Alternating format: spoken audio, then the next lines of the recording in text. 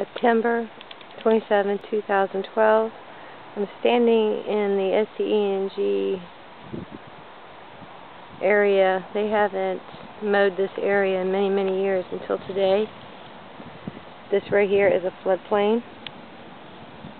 They got bogged down a couple of times.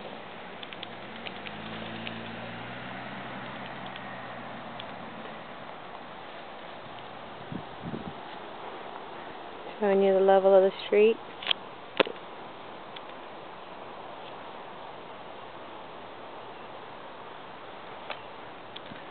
Density of the woodlands.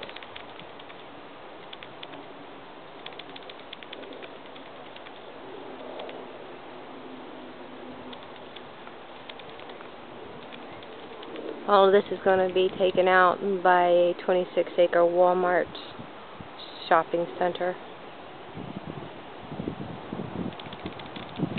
which will bring more flooding to this area.